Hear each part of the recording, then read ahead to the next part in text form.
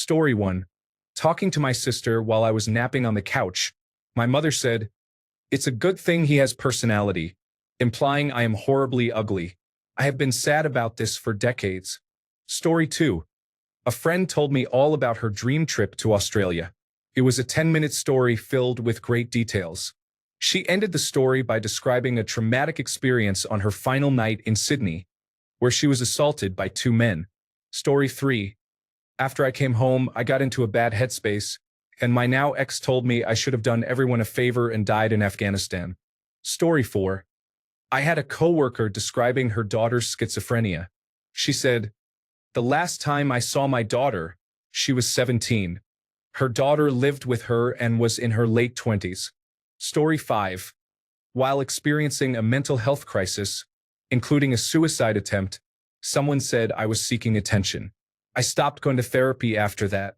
Story 6. My 3-year-old grandson said to me with a big sigh, "So, I guess my mother does not want my father to live with us anymore." Story 7.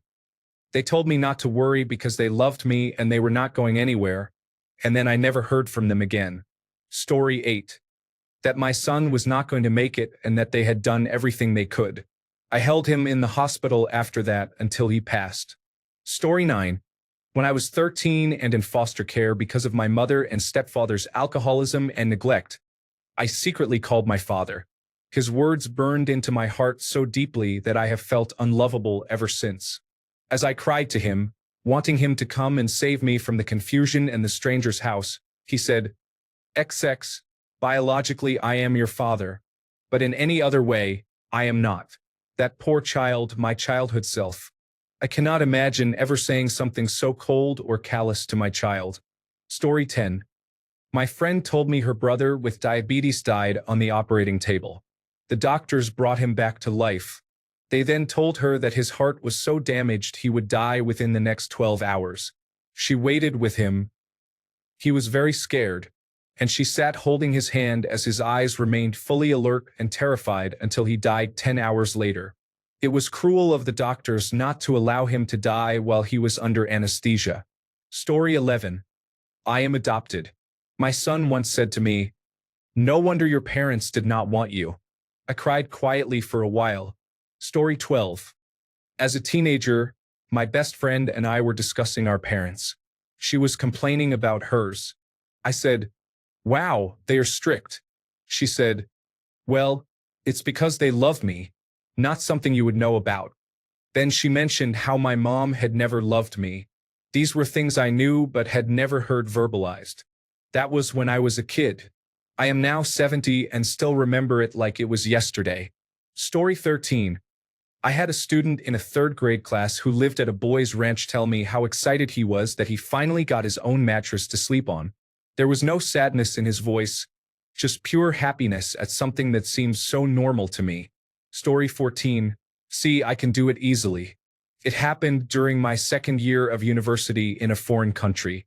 I had a best friend, like best friend. We were inseparable, even eating with the same fork sometimes. One evening, we had a deep conversation about relationships, and I said, "I can't imagine ever just cutting someone out of my life completely. If someone is dear to me, they stay dear even after a fight.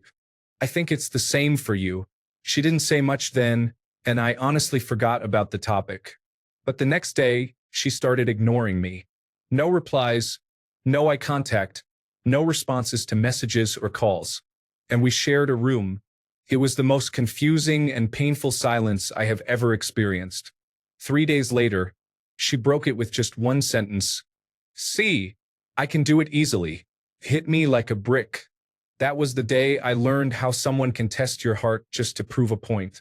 There is a television show named How I Met Your Mother. My story would be called How I Met My Toxic Friend. Story 15. I'm so afraid. My mom is slowly losing her ability to breathe while suffering from lung cancer. It affects me deeply every time I think about it. Story 16. My mom told me when I was about 10 to 12 years old that she was mean to me because I could handle it and my sisters could not. The actual truth was that I was the scapegoat of the family. Story 17.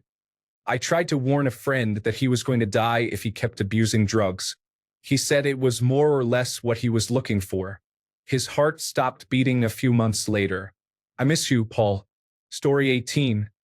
I participated in an honor flight this past weekend as a guardian. At one point, we took a giant group photo with posters that had the veterans' pictures from when they first enlisted. I was talking to one veteran who said, "In 1969, in this city, I was called a baby killer. Look at this picture. I was just a baby myself." Story 19. I hope my future girlfriend is like you. Am I that unlikable that I cannot be desired as I am, but my traits are being sought in other women? Story 20. In high school, there was a student who felt so lonely that he asked the school bullies to bully him just to feel noticed. Story 21. We're on two different paths. That was the excuse she used to break up with me. I thought I was going to marry her.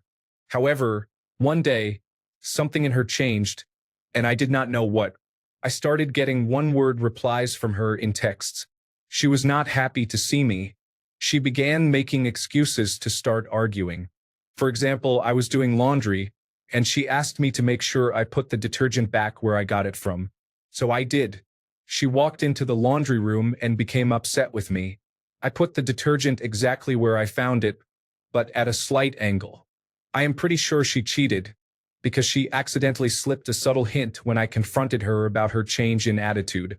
She said, "You cheated too." Keyword too. Although I have never cheated ever. My assumption is that she thought she would be successful after college and not me, hence different paths. She was a straight A student and graduated with a 4.0 grade point average. I graduated with a 3.0. Well, I am kind of successful. Not wealthy, but I have a solid job, which took 4 years after college to finally land, and I earn enough money to be happy on my own. Story 22.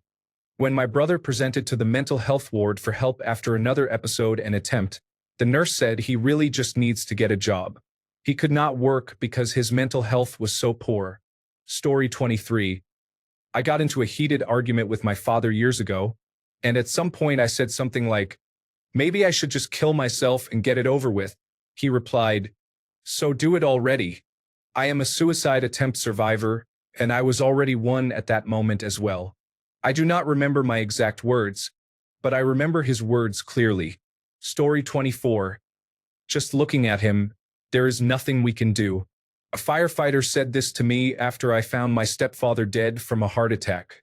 He had been dead for 6 hours. Story 25. He didn't say anything. He laughed, though, when I told him to tell his father the truth about us. That was the moment I knew I should leave while I still can. Story 26. They lost feelings for me. It was my first relationship that lasted 2 years. I loved them with everything I had, and apparently my best effort was not enough. Now, I always think I will never be enough for anybody and that I fail at everything. Story 27. I remember a child at camp who told me she threw herself down the stairs on purpose to see if her parents cared about her. Story 28. I'm letting you go. My mom said that to me when I was at the lowest point in my life last year, and she could no longer support me making bad decisions. It was painful for her to say and painful for me to hear, but it was necessary. Now things are much better between us because I have improved quite a bit, but I still have a long way to go before I think she will completely trust me again. Story 29. Just because you are hurting badly does not mean the world will stop and wait for you. It is true, but it does not make it easier to hear. Story 30. I'm sorry I can't save your cat. All the money in the world cannot fix this. Best cat I ever had. Liver disease. Story 31. All of the people who loved him, and it was not enough to stop him. My friend's mother said this when a group of us picked her up from the airport for his funeral after his suicide. Story 32. I get it. I don't like myself either. This was said while trying to console a friend who was unsuccessful in romance. Story 33. I called an ambulance for my mother, but she refused to go to the hospital. I asked, "What if you die?" She said she did not care. She passed away a few months later. Story 34. My sister's partner is a raging narcissistic abusive lunatic. My niece told my sister at age 7, "If something happens to you, I want to live with Uncle Judder. My niece is 14 now, and they are still with him. It upsets me greatly that she hasn't left him yet. If my sister wants to live with the abuse, fine, but my niece, get her out of that. Story 35. When I was in 7th grade, I told a girl that no one had hugged me in a year, and she started crying. You have to love parents who avoid you. Story 36. In my early 30s, I wanted to switch careers and become a firefighter. My wife at the time said to me, "Why would you risk your own life for other people's mistakes?" We are no longer married, and I did not become a firefighter. Story 37. Recording me without my knowledge while I was pouring out my heart about someone, yet only sending that person the worst part. I am sorry to have found that out. Story 38. No, Lana, we cannot listen to Juno again. All jokes aside, the saddest thing was probably, I love you still, but I know we will not work out again. Tears, I tell you, tears. Story 39. I don't get what you don't understand. You are not the love of my life anymore. You mean nothing to me. My partner of almost 9 years. I have moved on and am happy, but sometimes I can still hear those words play over again in my mind, word for word. Story 40. I have no life because of you, said Dad. I always knew I was an accident because I was born 2 months before the marriage. It hurt to hear that, though. He is better now, but that put me in a very depressed state for a while. Story 41. No one is going to help you. This is when I used to work in the office. To be fair, that is true though. In certain situations, the only person who can help you is yourself. It still sucks that I was treated differently though. Story 42. You do not visit me anymore because you only study. Then she died. It is the same aunt that I mentioned in my post. Story 43. My dad was looking at me while we were on a ride to some place and said, "You know, I look at you more like a good friend or buddy than a son." Hutch, dude. Story 44. They told me not to worry because they loved me and they were not going anywhere. Then I never heard from them again. Story 45. During the custody battle for my daughter, the judge said the applicant is requesting that we stop all contact. Thank God they did not listen. Months later, I requested 2 weeks with my daughter. The response from my ex was, "I do not see the point." I never got my 2 weeks. After all this, with social services involved, my partner was told that due to the nature of the allegations, if I continued seeing her, then her children would be put on child protection. She chose her children, rightfully so. So many sad things, and for what? Story 46. I played junior college baseball. My real and honest dad told me I would always have 2 years of eligibility left. Dream killed. I became an engineer. Story 47. I used to live with my big family, and my younger cousins loved to hang out with me. I had to move for university, and when they visited for the holidays, we met at the restaurant for dinner. As we headed inside, my then 3-year-old cousin took my hand and asked, "Did you have to move because I was annoying?" Story 48. My partner got mad and told me that I deserved to die and to be unemployed since I have been unable to find a job for the past year. I graduated last year and have not had any employment since then. Story 49. The police officer at my house said, "Your brother was involved in a very serious motor vehicle accident, and he was fatally injured. He was 15, and his friend was driving while under the influence of inhalants. It was after 2 in the morning, and I did not understand the word fatally in that moment. It was worse than what you see on television or in a movie. We all felt like we died that day. The sound of my parents screaming, especially my father, is not a sound anyone should ever hear. 27 years later, the loss affects me every day." Story 50. I told my father to go to my girlfriend's home for my marriage proposal. After my elder brother interfered, my father told me, "You are causing so much trouble in the house. You will die very soon." Story 51. A good friend of mine died at the age of 40. At his wake, his 3-year-old daughter said to nobody in particular, "Who will be my daddy now? Cancer is terrible." Story 52. My family and I are very close friends with another family. We have known them for almost 25 years. My parents and their parents are best friends, and my sister and I are good friends with their 3 children. The father has always struggled with alcohol. One night, he and the mother were at my parents' house, hanging out and drinking. I was probably 19 or 20 at the time and was the only child at the house that night. I started talking with the father. I do not remember how the topic came up, but I will never forget how he broke down in front of me, saying he knew he would always be a drunk and that his children did not love him. This shocked me as a 20-year-old, seeing this grown man share his pain. I also thought about the interactions I had seen between him and his children over the years. No one would call him Father of the Year, but he was present and not physically abusive. To me, that meant he was doing a decent job, so I tried to console him by saying so. I even told him how much I thought of him as a father figure because, aside from my own father, he was the best and most consistent male role model in my childhood. He thanked me but said it was not the same because I was not his child, which I understood. I still had not seen the full extent of how strained their relationship was. He continued to cry, and I cannot remember the rest of the conversation. To this day, it breaks my heart that he felt that way and that he was right. His children did not love him because they could not love him because he loved to be drunk. He knew this but felt powerless to change. My family and I remain close with that family, but the mother and father separated a few years ago.